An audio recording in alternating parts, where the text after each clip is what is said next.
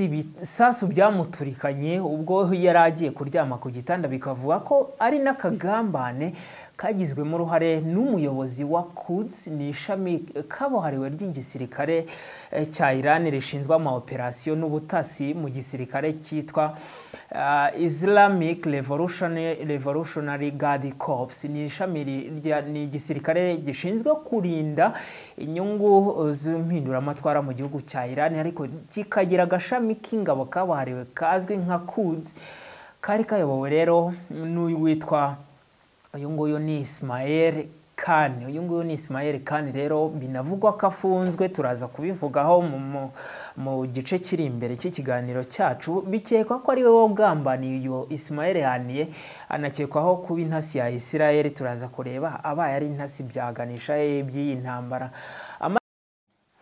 Reka tubifurize ibihe byiza mwese mudahwema gukurikira ibiganiro byacu. Uyu munsi rero ni njyewe tugiye kubana mu kiganiro cy'uyu munsi, nje kubasesengurira cyangwa kuganira namwe ku ngingo zimaze iminsi zishyushye cyane zivugwa muri geopolitike y'isi yose. Reka mbifurize rero ibihe byiza aho muherereye mwese mudukurikiranye muri ku masaha atandukanye, abari Kigali, abari Bujumbura, abari muri Leta Zunze Ubumwe za Amerika. Mwese twabonye ko mudukurikira, kandi dushima umuhate wanyu mudahwema kugira mu guteza imbere uyu muyoboro, by'umwihariko no kungurana ibitekerezo byubaka muri geopolitike. Njyewe rero nitwa Pascal, ariko uyu munsi ni njye gusa, ariko ikindi gihe nzajya mba ndi kumwe n'abandi bantu batandukanye tuganira kugira ngo turebe mu by'ukuri isi irerekeza muri geopolitike, biragana hehe. Uyu munsi ikintu kiri kuvugwa cyane ni uburasirazuba bwo hagati. Ngira ngo n'umuntu udaheruka kumva radiyo, nibura inshuro yumvishe radiyo, aba yumva bavuga ibyabereye muri Israel, ibyabereye muri Liban, ibyabereye muri Palestine, ibyabereye muri Iran, ibiri kuvugwa muri Leta Zunze Ubumwe za Amerika. Bo bashishikajwe cyane n'amatora azaba ku itariki ya 5 y'ukwezi gutaha. No kuvuga ko hasigaye iminsi itagera rwose no ku byumweru bitatu, ni iminsi nka 15 gutyo isigaye kugira ngo amatora bayajyemo.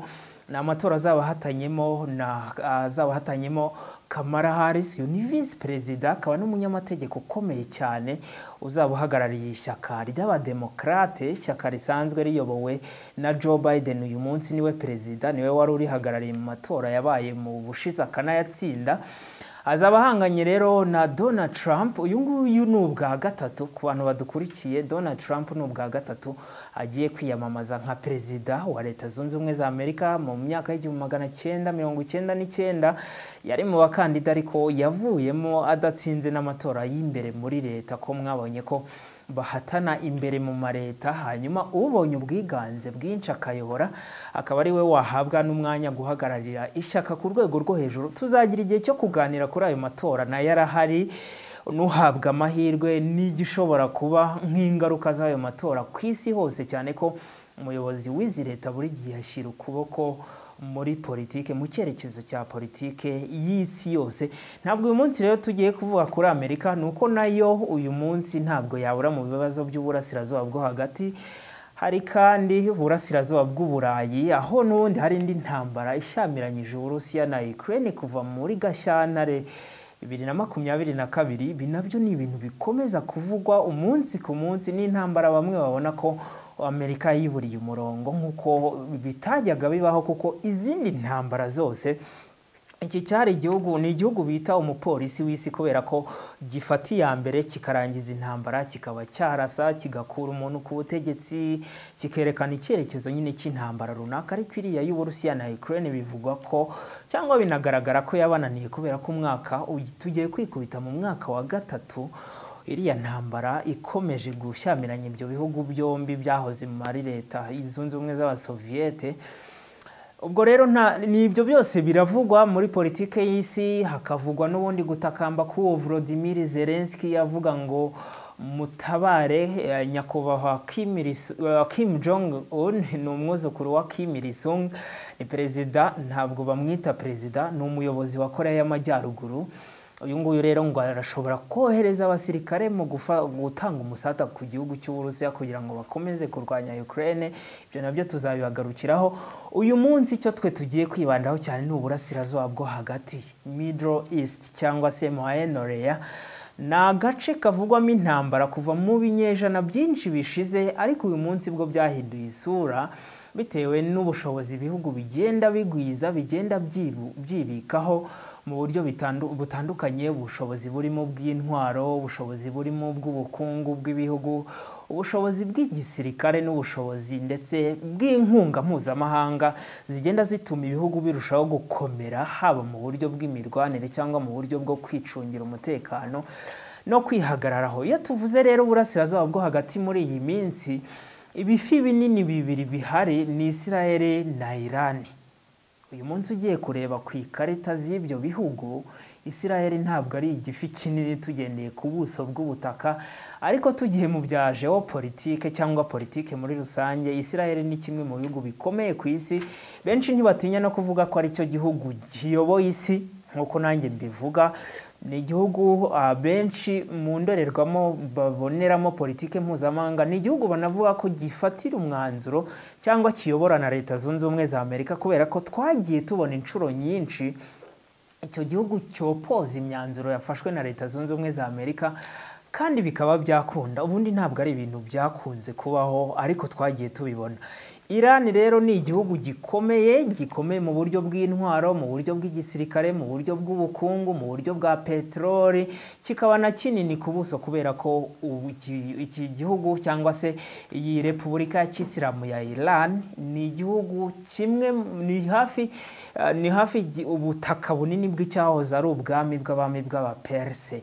Ubwo bwami bumaze gusenyuka mu binyejana byatambutse mu myaka ya kera mbere ya Yesu, bwasigaje igice kinini cyabwo, ari nacyo cyavuyemo iyo leta ya Iran. Uyu munsi ni igihugu kinini cyane gikungahaye mu buryo bwose, ariko cyazengerejwe n'ako gahugu gatoya ku ikarita ka Israel, ariko kakaba igihugu kinini cya rutura mu bijyanye n'ubushobozi bw'intambara n'intwaro mu isi hose muri rusange. Uyu munsi rero ni ibihugu bitavuga rumwe. Ibi ngibi rero umuzi wabyo watangiye ku itariki, ni ibintu bimaze imyaka myinshi, kubera ko kuva leta ya Israel yashingwa ku butegetsi bwa David Ben Gurion, wabaye perezida wa mbere w'iki gihugu mu mwaka w'1948 nyuma y'intambara ya kabiri y'isi yose, kutumvikana hagati ya Israel n'ibihugu by'Abarabu kwaratangiye. Ibihugu by'Abarabu tuvuga ni ibihugu bituranye n'iyo Israel, birimo za Yemen, bikabamo za Palestine bisangiye ubutaka, bikabamo za Jordania, bikabamo za Liban, za Misiri. Ni ibihugu byinshi na Syria bitagiye byishimira koko ko icyo gihugu cyabaho, ndetse bikifuza ko cyasibama kikava ku ikarita y'isi. Kuva icyo gihe rero intambara zarashyamiranye, bikajya bitutumba, bakaba mu ntambara z'ubutita zimeze nk'udutero shuma. Ariko uyu munsi uko bimeze noneho ni intambara yeruye y'amasasu, aho ibihugu biri kugaba ibitero, ikindi kigasubiza, ikindi kikagaba igitero. Byari byarabaye nk'ibihwekera, ariko byongeye kubyuka ubwo umutwe wa Hamas, ni umutwe ubundi ni igisirikare, nubwo bamwe bawita umutwe w'iterabwoba, ariko ubundi cyari igisirikare washinzwe mu myaka y'1972 aho ngaho. Muri iyo myaka ari umutwe w'igisirikare kibereho kurinda inyungu za Palestine Liberation Organization, ni umuryango uharanira ubwigenge bw'igihugu cya Palestine. Hamas rero ntabwo ari umutwe w'iterabwoba nk'uko abo mu burengerazuba bw'isi baba barabidushyizemo biciye mu nyandiko zabo ziri mu ndimi twumva neza, ahubwo Hamas ni igisirikare nyine kibereho kurinda inyungu za Palestine Liberation Organization. Uwo mutwe rero washinzwe n'uwitwa Bwana Yassin Ahmed, nawe wishwe na leta ya Israel mu myaka yatambutse. Tuzagenda tubagarukiraho amaoperasiyo yo kwica abayobozi b'uwo mutwe, n'uyu munsi akomeje. Uheruka kwicwa ni Yahya Sinwar, wari wagiyeho mu kwezi kwa munani muri uyu mwaka. Hamas rero bivuga Harakat al-Muqawama al-Islamiyya, ni mu Cyarabu, ariko bivuga nyine ingabo cyangwa abasirikare babereyeho barwanira inyungu z'ubwigenge bwa Palestine biciye mu ishyaka nyine rya Palestine Liberation Organization, washinzwe muri uwo mwaka. Ku itariki rero ya karindwi ukwezi kwa Gicurasi, apana Gicurasi ni ukwa gatanu, ahubwo ukwezi kukwakira no kuvuga ukwezi kwa 10 mu mwaka ushize w'2023, uyu mutwe wa Hamas wagabye ibitero mu gihugu cya Israel, ibitero byahitanye abantu babarirwa mu binyejana by'abantu, batwara n'abandi bantu babarirwa mu 1200 bunyago. Ni ibitero byibasiye Israel mu buryo butunguranye, bisenya ibikorwa remezo, byica abantu. Kuva uwo munsi leta ya Israel yahise isezeranya guhora nk'uko yagiye ibigenza mu ma operation menshi yagiye ikora, ariko operation yayo yo guhora izwi cyane ni yitwa The Operation Wrath of God, cyangwa se operation umujinya w'Imana, yari yo guhiga abayobozi b'umutwe witwa Black September, wigaragaje cyane mu mikino Olympique yabereye i Berlin mu Budage mu mwaka w'1972, aho uwo mutwe wa Black September wahitanye bamwe mu bakinnyi bari bahagaraye ikipe ya Israel, ikipe y'igihugu cya Israel muri iyo mikino. Umutwe rero urwego rw'igihugu rw'ubutasi, njyewe mfata ko ari narwo rwa mbere rwa Israel rwagiye rukorana operation n'igisirikare n'izindi nzego z'ubutasi muri icyo gihugu mu guhiga abo barwanyi. Ni operation yamaze imyaka irenga 50, kubera ko byarangiye ejo bundi ubwo Ubudage bwishyuraga indishyi z'akababaro cyangwa amafaranga ku miryango y'abanya-Israel biciwe muri icyo gihugu muri iyo mikino. Ubwo rero umutwe wa Hamas wagabaga ibitero kuri Israel, Benjamin Netanyahu, minisitiri w'intebe w'iki gihugu, yavuze ko Israel igomba kubaryoza ibyo bintu ndetse ikabibishyuza ku kiguzi batatekereza ko banakwishyuzwa. Yavugaga Abanyepalestine. Kuva icyo gihe rero Israel yatangije intambara muri Gaza, imaze kugwamo abantu bakabakaba 45,000. Inkomere ni nyinshi, abarenga 2 miliyoni bo bavuye no mu byabo, aho Israel idasiba kugaba ibitero by'indege kuri uwo mujyi, ariko ihitana abarwanyi ba Hamas bamwe, ndetse harimo n'abaturage biganjemo n'impinja ndetse n'abagore.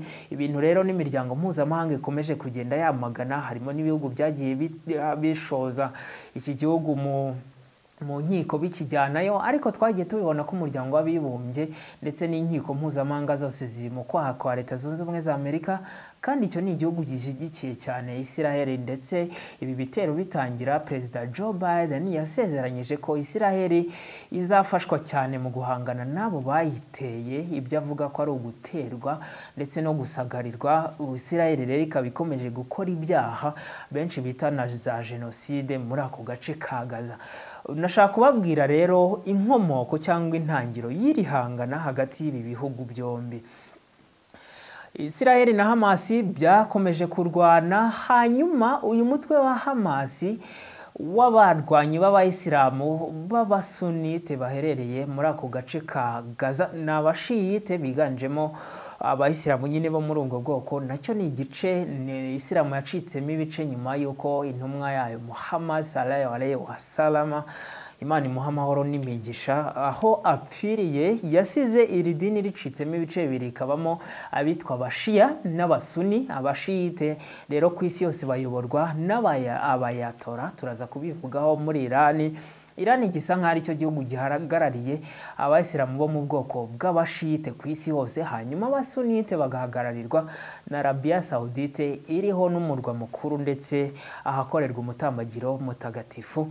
Turaza kubivugaho. Imirwano rero yarasubukuye, ariko iyo Hamas ikaba ari umutwe usanzwe ufashwa na leta ya Kisilamu ya Iran. Iyi leta ya Kisilamu ya Iran ntabwo ifasha Hamas gusa, ifasha n'indi mitwe irimo Hezbollah mu gihugu cya Liban, umutwe unagenzura ubutaka bunini bw'iki gihugu, igice kinini cy'iki gihugu. Leta ya Iran kandi igafasha n'umutwe w'inyeshyamba z'Abahudi muri Yemen, ni ikindi gihugu cy'Abarabu, nawo ni umutwe ukomeye cyane muri icyo gice, cyane cyane mu ntambara zibera ku nyanja, by'umwihariko ku nyanja ya Mediterane, kubera ko ariho ibi bihugu biherereye cyane.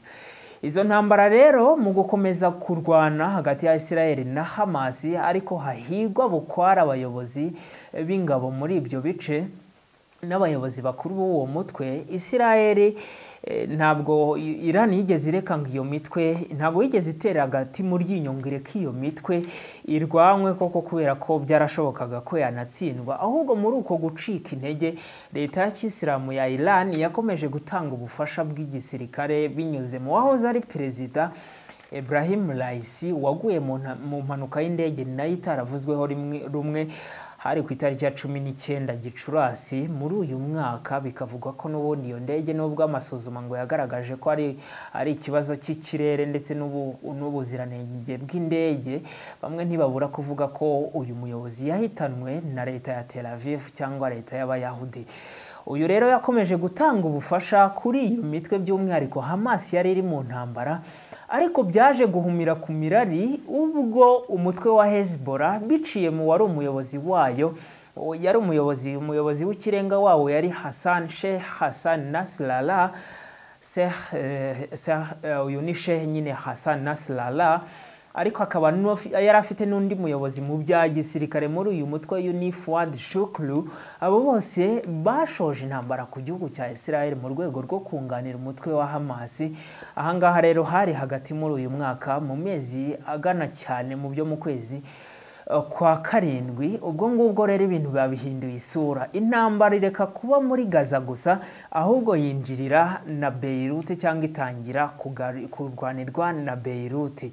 Ama operasiyo rero yaratangiye mu buryo bufatika. Noneho mu kwezi kwa karindwi gushira mu matariki ya nyuma y'uko kwezi rwose, mu mujyi wa Tehran ku murwa mukuru wa leta ya kisilamu ya Iran, ubwo inkuru y'ikimenamutwe ku mutwe wa Hamas ni igihe umuyobozi w'uyu mutwe, uyu ni Hassan, uyu nguyu rero ni Ismail Haniyeh, yaje kwicwa azize ibisasu byamuturikanye ubwo yari agiye kuryama ku gitanda. Bikavuga ko ari n'akagambane kagizwemo uruhare n'umuyobozi wa Quds, ni ishami kabuhariwe ry'igisirikare cya Iran rishinzwe ama operasiyo n'ubutasi mu gisirikare cyitwa Islamic Revolutionary Guard Corps. Ni ishami ni igisirikare gishinzwe kurinda inyungu z'impinduramatwara mu gihugu cya Iran, ariko kikagira agashami k'ingabo kabuhariwe kazwi nka Quds, kari kayobowe rero n'uyu witwa uyu nguyu ni Ismail Khan. Uyu nguyu ni Ismail Khan rero binavugwa ko afunzwe, turaza kubivugaho mu gice kiri imbere cy'ikiganiro cyacu. Bikekwa ko ari we wagambaniye uyu Ismail Haniyeh, anakekwaho kuba intasi ya Israel. Turaza kureba abaye ari intasi byaganisha by'iyi ntambara.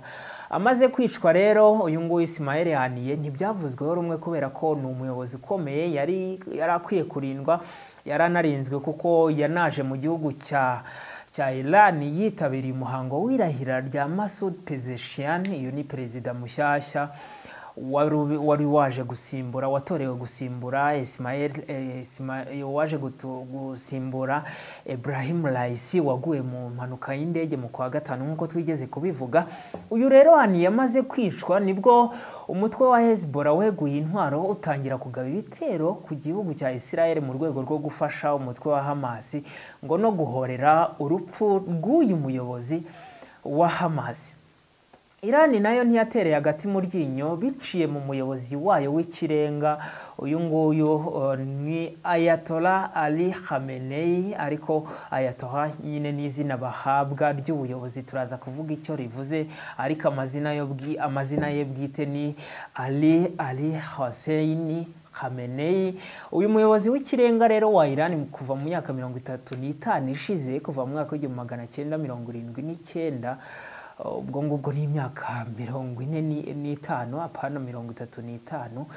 Uyu nguyu rero yavuze ko Israel izahabwa isomo. Yavugaga ku guhorera urupfu rw'uyu Ismail Haniyeh wiciwe i Tehran muri Iran. Baza no kugaba ibitero bivugwa ko byapfubijwe, abandi bakavuga ko kuvuga ko byapfubijwe ari ukugira ngo nyine uburengerazuba bw'isi bukomeze kwigaragaza neza nk'abantu batakorwaho n'intambara, ariko ntabwo ari byo. Nyine ibyo bitero byaragabwe. Hezbollah rero itangiye kugaba ibitero nibwo intambara yimukiye Beirut ndetse isa n'icecetse mu gihugu cya Palestine by'umwihariko muri Gaza yimukira Beirut. Muri uko kwezi rero kwa karindwi nyuma y'iyicwa ry'uyu muyobozi Ismail Haniyeh hatowe umuyobozi mushyashya uyu ni Yahya Sinwar agirwa umuyobozi mushya wa Hamas mu kwezi kwa munani uyu mwaka. Ariko nk'uko twamaze kubibona umuyobozi w'umutwe urwanya leta ya Israel yagiyeho ababaye igipimo gishyashya cya leta ya Tel Aviv kubera ko ni uba ukurikiyeho kuri liste y'abantu nyine leta ya Tel Aviv igomba kwivugana.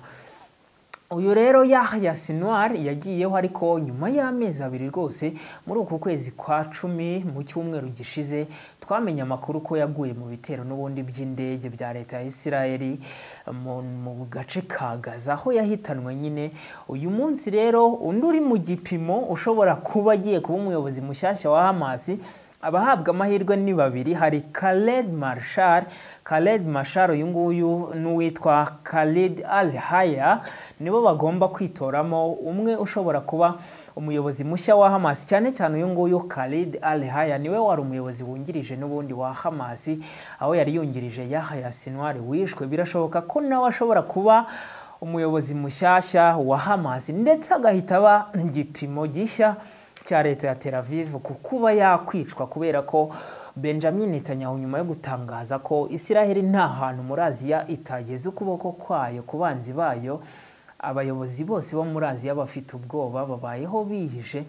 Uyu nguyu umuyobozi w'ikirenga wa Iran we Ayatollah Ali Khamenei ngo nta n'umuntu uzahana arihishe bikomeye cyane. Y'ibitero byagabwe ku gihugu cya Israel ku itariki ya mbere y'uku kwezi k'Ukwakira aho yavugaga ko ari guhorera umuyobozi w'umutwe wa Hezbollah wari uherutse kwicwa. Uyu ni Sheikh Zayed Hassan Nasrallah wishwe muri uku kwezi n'ubundi mu mpera z'ukwezi kwa 9. Ahangaha rero Iran ikomeje gutera inkunga iyo mitwe yose uko ari 3 by'umwihariko ariko gushyigikira Hezbollah mu ntambara ihanganyemo na ihanganyemo na Israel muri icyo gihugu cya Libani. Nyuma rero y'iyicwa ry'uyu nguyu rero twavugaga Yahya Sinwar umuyobozi mushya wa Hamas aritezwe. Hezbollah nyuma yo kubizamo umuyobozi wayo umwe mu bayobozi bayo mu bijyanye n'ishami ry'igisirikare uyu nguyu ni Fuad Shukru yaguye mu bitero Israel yagabye kuri ambasade ya Iran mu gihugu cya Syria hari mu kwezi kwa 4 uyu mwaka. Ariko Israel yari ibizi neza ko uyu nguyu Fuad Shukru wari umuyobozi wa Hezbollah mu bijyanye n'igisirikare yarariyo, bari babizi ko ashobora kwicirwa muri ibyo bitero. Ni nako byagenze, Fuad Shukru agwa muri ibyo bitero. Ariko intego nyamukuru kuri iki gihugu cya Israel ni uguhiga bukware umuyobozi w'ikirenga umuyobozi mukuru w'umutwe wa Hezbollah. Uyu nguyu ni Sheikh Zayed Hassan Nasrallah baje no kwica rero mu mpera z'ukwezi kwa 9 uyu mwaka. Hassan Nasrallah yafatwaga nk'ukuboko kw'iburyo k'umuyobozi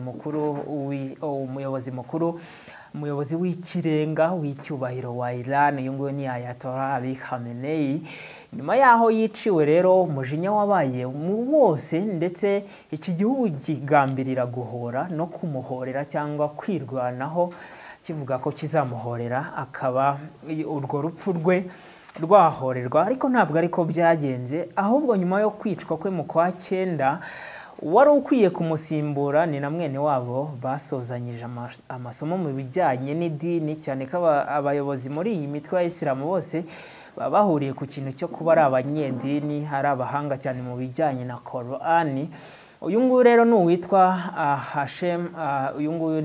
Hashem Safieddin yishwe hatarashira n'iminsi 2 rwose ngo yimikwe kubera ko Israel yari ifite amakuru ko ari uzaba umuyobozi mushya w'umutwe wa Hezbollah, bahita bamwica ataranimikwa. Uyu munsi rero ugezweho ushobora kuba umuyobozi mushyashya no witwa Naim Qassem. Uyu nawe agomba guhita bigipimo gishyashya cya leta ya Israel n'igisirikare cyayo akaba yakwicwa. Uyu munsi rero ntabwo byoroshye hagati aho ngaho mu burasirazuba bwo hagati turi kuvuga ibyo ngibyo mu gihe perezida wa leta y'Ikisilamu ya Iran uyu nguyu ni Masoud Pezeshkian ntabwo aramara n'amezi 5 ku butegetsi, ariko abantu bategereje kureba koko nimba hari icyo yakora, cyane ko umuyobozi w'ikirenga wa Iran uyu nguyu akaba ari nawe mugaba mukuru w'ingabo kagashami k'ingabo zitwa Quds gaherereye mu ngabo rero zishinzwe kurinda impinduramatwara za leta y'Ikisilamu muri Iran nyine. Uyu nguyu yitaye cyane ku kibazo cya General Ismail Kani ukekwaho kuba intasi ya Israel, akaba ari nayo mpamvu abo bayobozi bose bagiye bicwa. Tubaye nk'ababinyuramo rero kugira ngo tubihuze n'ibyo bintu byitwa ubugambanyi, ku itariki mu matariki asoza y'ukwezi kwa karindwi ubwo Ismail Haniyeh yicirwaga Tehran, icyumba yari yarayemo cyari cyabanje gusakwa neza bisuzumwa neza ko gitekanye, abona kujya kukiryamamo.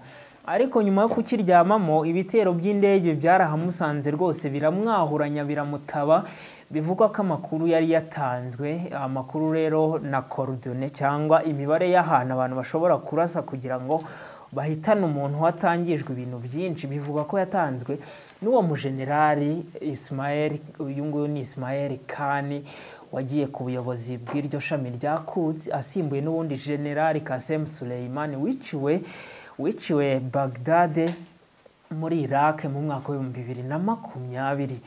Muri icyo gihe rero ubu ibi bijyanye no kuba wenda Ismail Kani yaba ari umugambanyi ntabwo byahise bikekwa, byaje gufata indi ntera ejo bundi mu kwezi kwa 9 ubwo uyu nguyu ni Sheikh Hassan Nasrallah wari umuyobozi wa Hezbollah, ubwo atari yiriwe muri Beirut mu murwa mukuru wa Liban, ariko aza guhamagarwa by'igitaraganya kuri telefone n'uyu General Ismail Kani amubwira ko bafitanye inama.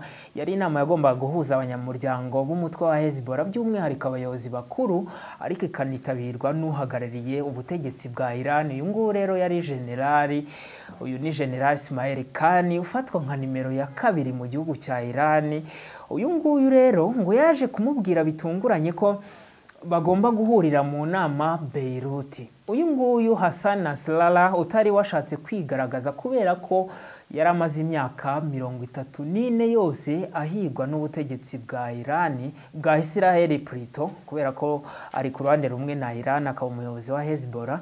Yari amaze iyo myaka yose leta ya Tel Aviv imushakisha by'igitaraganya, imushakisha uruhindu, imuhiga bukware kugira ngo imuhitane, cyane ko yagiye agira uruhare mu bitero bikomeye cyane byagiye bijegeza igihugu cya Israel mu bihe bitandukanye, tuzagenda tubibabwira. Yari yagiye wasimbuye rero Abbas al-Muzawi ni mu mwaka wa 1992.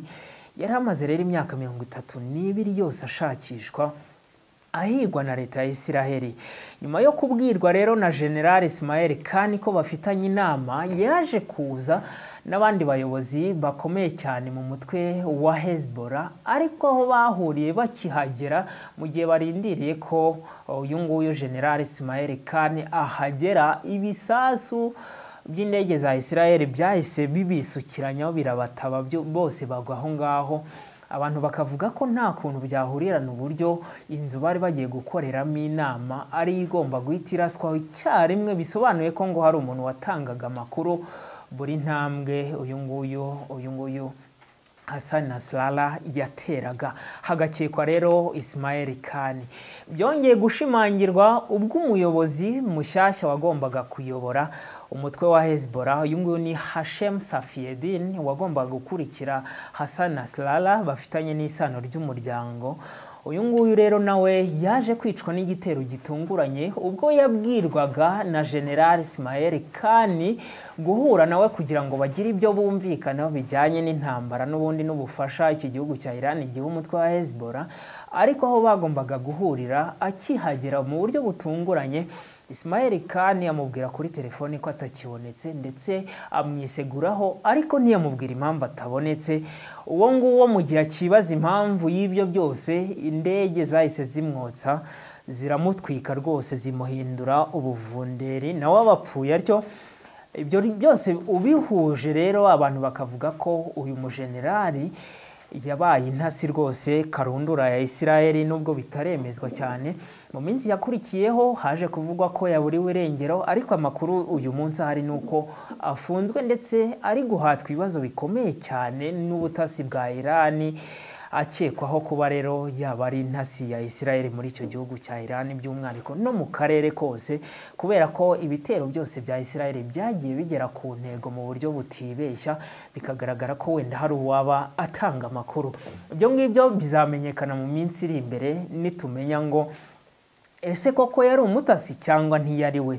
Naba ari we bizaganisha iyi ntambara, naba abaye atari we koko yakongera kugirirwa icyizere nk'umuntu wafashwe ari general agafungwa akajya guhatwa ibibazo, nabyo ni ukubitega amaso tukareba. Isiraheli rero intego zayo ni ukwica buri muyobozi washyirwaho w'umutwe uwo ari wo wose, haba iyo Hezbollah cyangwa Hamas. Uheruka kwicwa nyine n'uyu nguyu twavuze Yahya Sinwar mu minsi mike yishize rwose, nta n'icyumweru kirashira.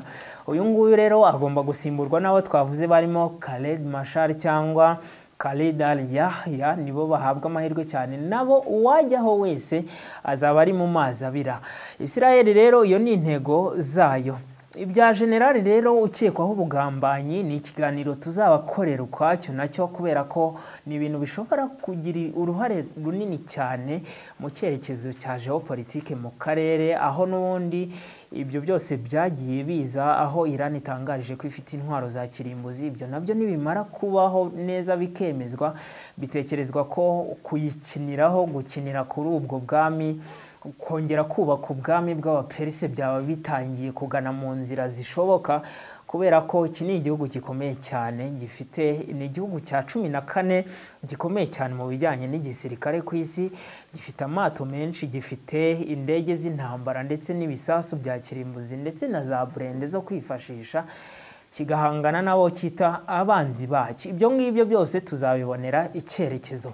Icyo twavuga nuko Isiraheli uyu munsi niyiri imbere, niyoboye koko, abantu barabibona ko nta n'uburyo bwo gutsindwa buhari. Ariko kuri iki cyumweru Benjamin Netanyahu mu majyaruguru y'igihugu cya Isiraheli, hari urugo rwe hagabwa igitero cy'indege z'abapilote, indege zitagira abapilote zizwi nka drone, zirasa ku rugo rwe ndetse zimwe ziraturitswa n'ingabo za Isiraheli.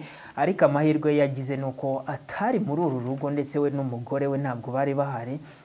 Bivugwa ko rero ari umutwe n'ubundi wa Hezbollah wagerageje kwihimura, ariko ushaka guhitana uyu mucurabwenge wa leta ya Tel Aviv, kubera ko niwe uyoboye ibikorwa byose byo guhiga bukware abarwanya iki gihugu cya Isiraheli abirenza. Benjamin Netanyahu rero yabonye ko ibintu bitoroshye, ndetse atangaza ko uwagerageje kugaba iki gitero byanga bikunda ari mu mazi abira, kuko azahura n'ishyano. Abayahudi ni abantu bazwiho guhora iyo bavuze ko bazaguhiga. Ni ibintu bakora kabone nubwo byafata imyaka myinshi cyane, ariko barabikora. Ingero nyinshi zirahari, nkaho Adolf Eichmann, umunazi wagize uruhare cyane mu kwica abayahudi no kubakusanya mu gihe cy'intambara ya kabiri y'isi yose, yaje operasiyo yo kumuhiga, yageze ku ntego ejo bundi muri iki kinyejana cya 21, kandi ibintu byatangiye mu mwaka w'1945. Ni ibintu rero bishobora kubafata n'imyaka 30, ariko bakazakwica iyo babigusezeranyije. Uyu munsi rero umuyobozi w'ikirenga Ali Khamenei, yuni Ayatollah ntabwo ari amazina ye, ni izina rihabwa buri muyobozi w'ikirenga wa Iran. Ayatollah, Ayat of Allah nk'uko bivugwa nyine, n'amagambo y'icyarabu ariko asobanura sign of God mu cyongereza, cyangwa ikimenyetso cy'Imana, ikirango cy'Imana. Umuyobozi rero w'ikirenga wa Iran niwe ubuhagarariye abayisilamu b'abashite ku isi hose. Abayisilamu bo mu bwoko bw'abashite ku isi hose baba bayobowe n'uyu muyobozi Ayatollah wa Iran. Uyu nguyu rero Ali Khamenei yagiye ahura n'ibibazo cyane mu ntambara zitandukanye, kuva mu mpinduramatwara yatangijwe n'umuyobozi w'ikirenga wa mbere wa Iran. Uyu nguyu ni Ayatollah Ruhollah Khomeini mu mwaka w'1979, nubwo yaje gupfa atamaze igihe kinini, n'ubundi agapfa muri uwo mwaka. Ubutware yabusigiye Ali Khamenei kuva muri 79 kugera uyu munsi, hashize imyaka 45. uyu nguyu rero Ayatollah nta muntu uzi ahantu ari, yagiye agira impanuka zitandukanye, aho muri iyo myaka dusubiye inyuma muri iyo myaka yagiye ahura n'ibisasu bikomeye cyane, aho yagabweho n'igitero n'uwari umuyobozi Mohammad Reza Pahlavi wabaye perezida wa Iran muri iyo myaka. Uyu nguyu yari Ayatollah ariko atavuga rumwe n'abanyamerika, ndetse uyu nguyu Reza Pahlavi kubera ko yari nk'ukorera mu kwaha kwa Leta Zunze Ubumwe za Amerika, yaje mu kumugabaho igitero cyanamugizeho ingaruka nubwo kitamwishe. Mujya mubona ko Ali Khamenei ukuboko kwe kw'indyo gufite ikibazo, kwabaye paralize ntabwo gukora, akoresha imoso. Ni nawe uyobora amasengesho rwose ku isi hose y'abayisilamu b'abashiya, by'umwihariko muri Irani.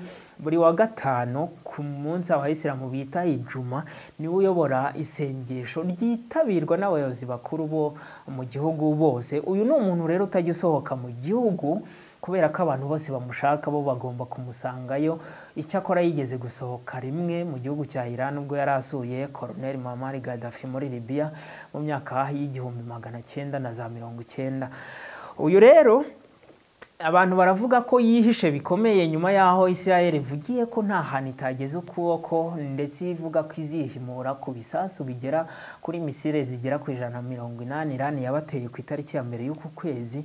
Uyu muyobozi akomeje gutanga amabwiriza, ariko ikimushishikaje nta kintu aratangaza ku bijyanye no kuba generali we nimero ya 2 mu gihugu. Uyu nguyu ni Ismail Khan, yaba ari umugambanyi kuri leta y'Abayahudi. Tuzagenda tureba neza ibyo bintu aho bishobora kwerekeza. Icyo twababwira ni uko uyu munsi Leta Zunze Ubumwe za Amerika zirasa n'izicecetse, cyane ko zo na Israel bimeze nk'ibifite ibyitwa droit de veto, byabayeho cyane mu gihe cyo gushinga umuryango w'abibumbye, aho ibihugu bihabwa ijambo ritangana n'iry'ibindi, bikaba byanavuguruza imyanzuro yari yafashwe n'ibindi bihugu byinshi, ariko igihugu kikayivuguruza ari kimwe. Ibyo byabaye rero aho ibihugu byinshi by'Abarabu bitoreye umwanzuro yuko Israel igomba guhagarika intambara mu burasirazuba bwo hagati, ariko Leta Zunze Ubumwe za Amerika zikabyanga, zikavuga ko ikwiye gukomeza ndetse ikanakomeza.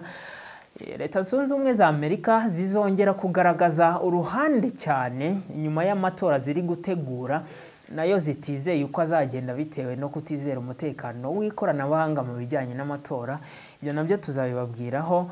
Uyu munsi rero ibisasu biracyakomeje kuraswa hirya no hino, umwe akarasa undi agasubiza. Ikigaragara nuko leta ya Tel Aviv, leta ya Israel iri imbere ku bijyanye no guhangana n'iyi mitwe.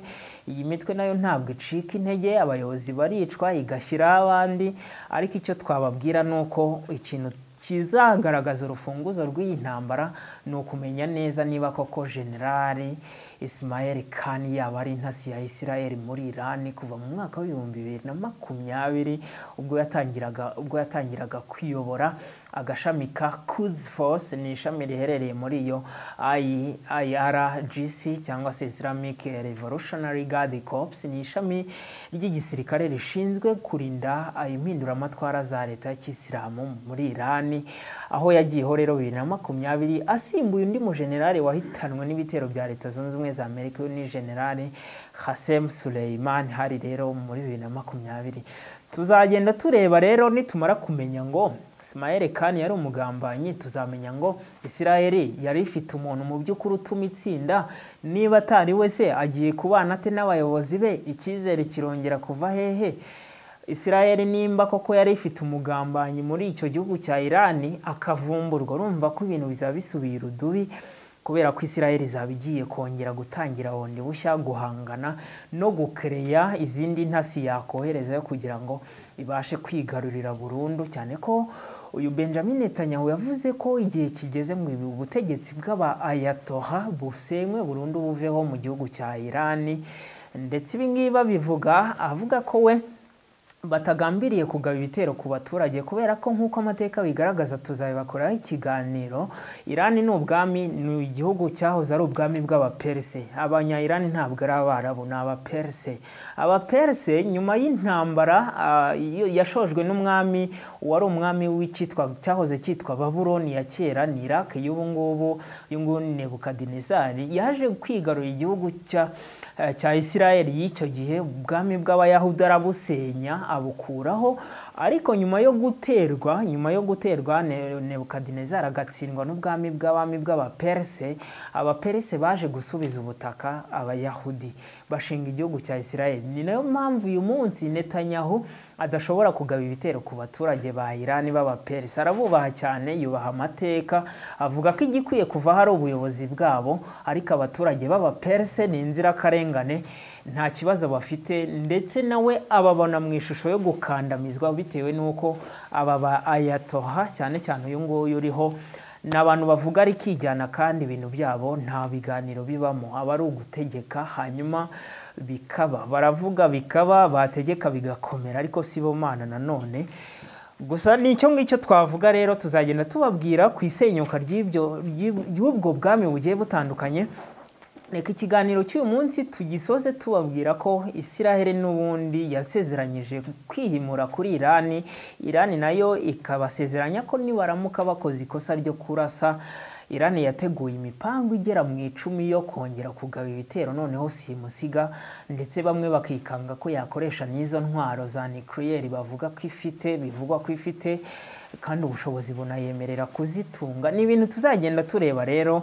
Ikiganiro cy'uyu munsi cyari icyo ngicyo. Tubashimiye cyane kuba mudahwema kubana natwe, mukomeze mudushyigikire, mukunde ibiganiro byacu, muduhe ibitekerezo, kandi nawe wifuza kuganira natwe ukaba waza kudufasha kumva neza no kubona icyerekezo cy'iyijeho politike by'umwihariko mpuzamahanga, uzaze tuganire, uzadushyikire ku miyoboro tuba twabahaye, hanyuma tube twavugana kugira ngo turusheho gukomeza kubaka sosiyete nyarwanda n'abandi bumva ururimi rw'ikinyarwanda ariko bakeneye kumenya amakuru, nk'uko amakuru ari ikintu cy'ingenzi mu buzima bwacu. Ciao rero, tuzasubira mu bindi biganiro bitaha.